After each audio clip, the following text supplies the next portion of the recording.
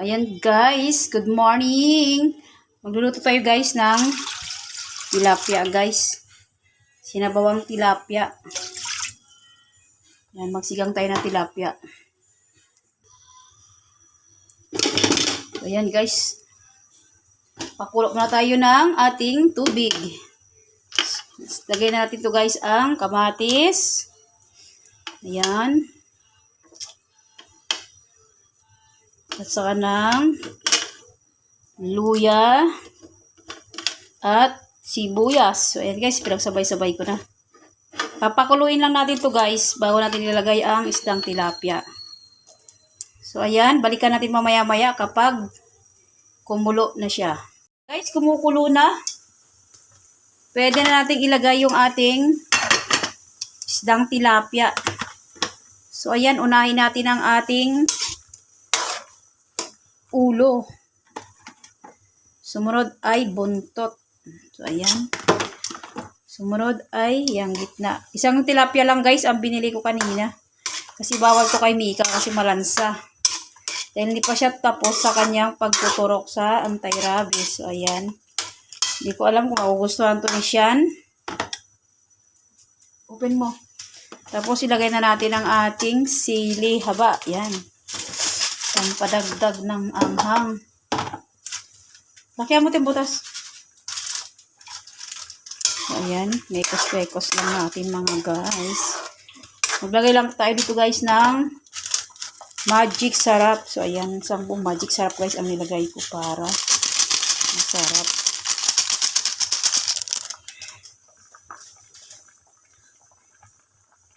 Ayan. Halo-haluin lang natin guys. Ito guys yung namiss ko sa mga pagkaing mga probinsya guys. Yan mga ganito. Laga lang guys. Yan. So, yan. Hintayin natin guys na maluto ang ating tilapia. Pwede rin kayo magdagdag dito guys ng patis or asin kung matabang. So, ako ang lagay ko lang ay magic sarap. Bawal din kasi sa akin ang maalat. Kasi nga, madali akong magkakaroon ng UTI. So, ayan guys. Balikan natin maya-maya guys kapag luto ng ating tilapia.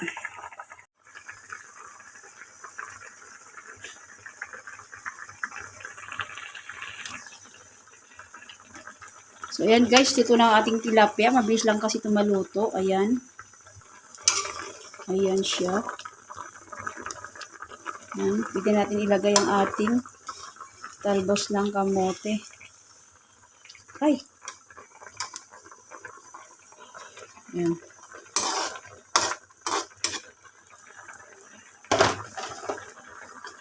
Ayan guys, lagay natin ang ating talbos ng kamote guys. Masarap din to guys kapag lagyan mo ng yung talbos na green. So ito kasi nabili ko talbos na wala. Masarap naman to guys. Masarap din to guys, alam nyo, yung ganitong luto. Ang ilalagay nyo yung pechay or puso ng saging. Napakasarap guys, promise. Natikman ko kasi ito nung nasa Isabela ako nagluluto ang ate ko ng ganito. So shout out dyan kay ate ko Bing Ruiz. Napakasarap magluto niyang ate ko na yan. Yan. So ayan guys. Hintayin lang natin maluto. So ayan guys, kumukulo. Ang lakas kasi ng apoy na nilaksan ko yung apoy kasi naglalaba kasi ako guys.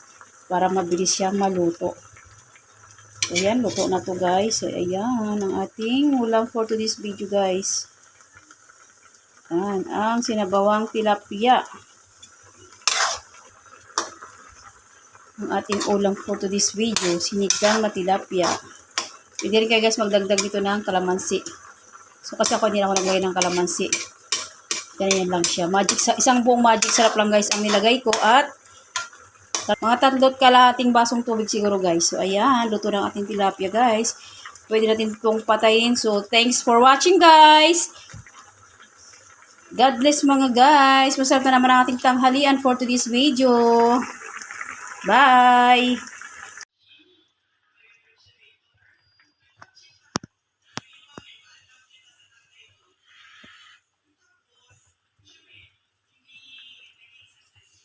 So, ayan guys. Nag-plating na tayo. Luto na ang ating sinigang na tilapia guys. So, ayan.